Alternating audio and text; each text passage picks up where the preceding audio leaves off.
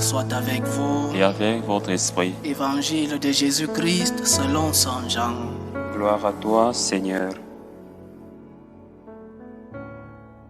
En ce temps-là, en sortant du temple, Jésus vit sur son passage un homme aveugle de naissance.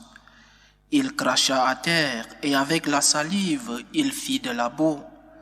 Puis il appliqua la boue sur les yeux de l'aveugle et lui dit: « Va te laver à la piscine de Siloé », son nom se traduit à envoyer. L'aveugle y alla donc et il se lava. Quand il revint, il voyait. Ses voisins et ceux qui l'avaient observé auparavant, car il était mendiant, dirent alors: « N'est-ce pas celui qui se tenait là pour mendier ?» Les uns disaient: « C'est lui ». Les autres disaient: « Pas du tout, c'est quelqu'un qui lui ressemble. » Mais lui disait: « C'est bien moi. » On l'amène aux pharisiens, lui l'ancien aveugle. Or c'était un jour de sabbat que Jésus avait fait de la boue et lui avait ouvert les yeux. À leur tour, les pharisiens lui demandaient comment il pouvait voir. Il leur répondit: « Il m'a mis de la boue sur les yeux, je me suis lavé et je vois. » Parmi les pharisiens, certains disaient: « Cet homme-là n'est pas de Dieu, puisqu'il n'observe pas le repos du sabbat. » D'autres disaient: « Comment un homme pécheur peut-il accomplir des signes pareils ?» Ainsi donc, ils étaient divisés.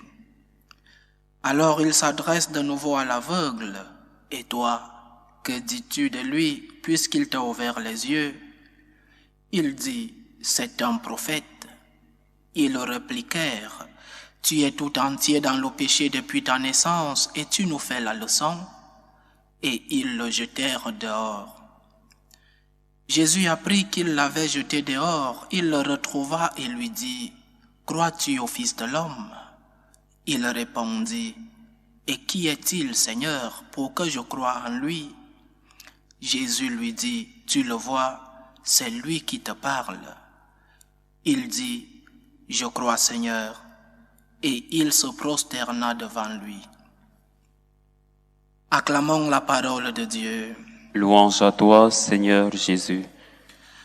4e dimanche du temps de Carême, l'évangile de la guérison de l'aveugle de naissance. Arrêtons-nous sur la condition de cette cécité. Avoir perdu la vue est différent qu'être né aveugle. Un aveugle de naissance est différent de celui-là qui a eu cette maladie par un accident dans la vie, cette cécité après avoir vu quelque chose tout au long de sa vie. Et dans notre relation avec Dieu, notre besoin de Dieu affecte notre être.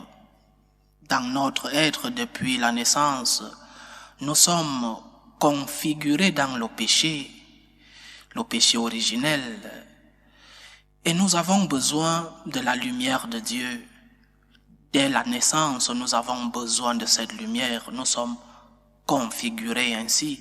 Ce n'est pas uniquement l'histoire de nos péchés personnels, sinon aussi notre propre condition d'être humain. Nous sommes tous aveugles de naissance. Et cet évangile est une donation de la lumière, donation de la vue de la part de Dieu. Saint Paul, dans la 2e lecture que nous avons lue aujourd'hui, nous invite à nous conduire comme des fils de la lumière. Un chrétien est un fils de la lumière et devrait se conduire ainsi. Dans cet épisode de la guérison de l'aveugle de naissance, il y a 3 dispositions distinctes devant cet événement. Une première, c'est celle qui s'enferme complètement à la lumière, celle de ces maîtres de la loi qui n'acceptent pas le miracle, celle de ces maîtres de la loi qui n'étaient pas prêts à croire que Jésus pouvait donner la vue à cet aveugle et qui se renferment au témoignage.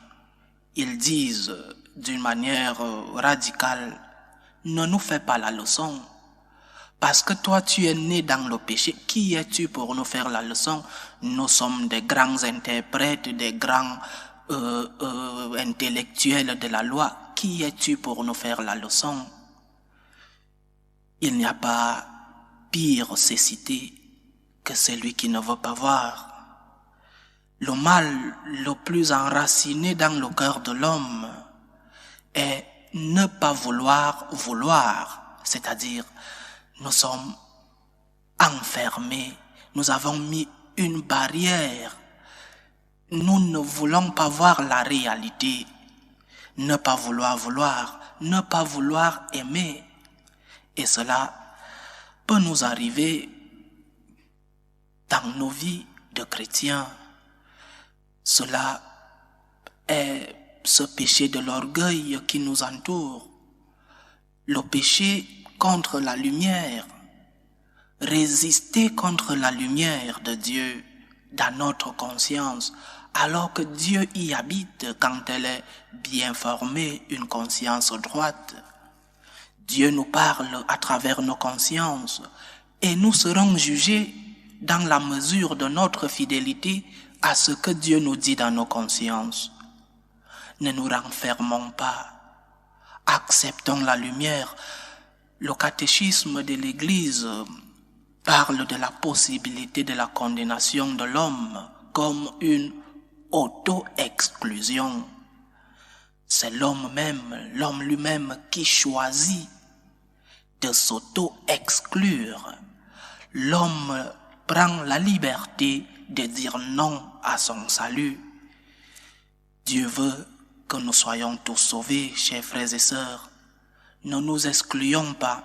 Une prière importante de ce dimanche est celle-là.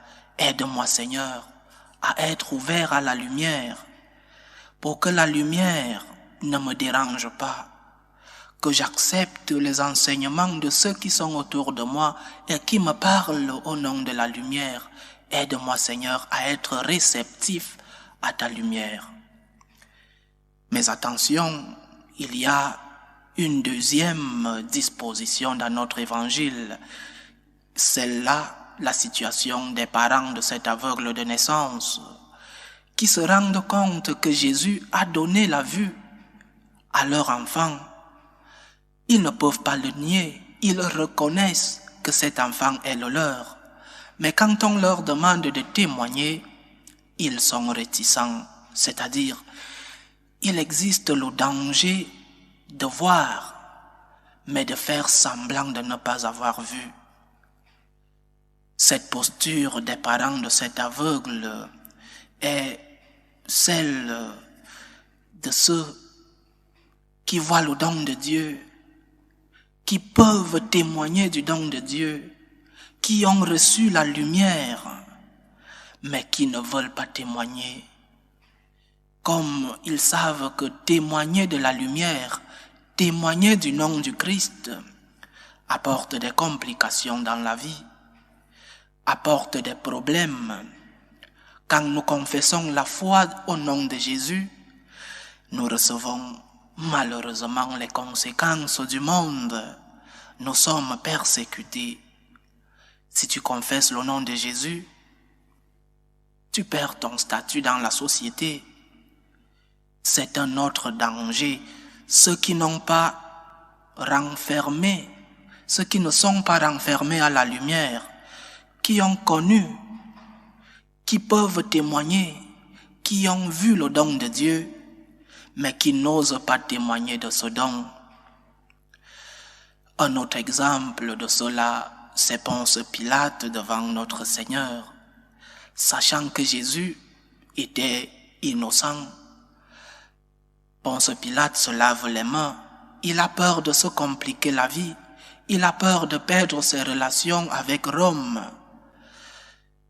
Donc, il existe le risque d'avoir connu la lumière, mais d'avoir peur de témoigner de cette lumière, d'avoir peur des conséquences que peuvent nous apporter le témoignage du nom de Jésus.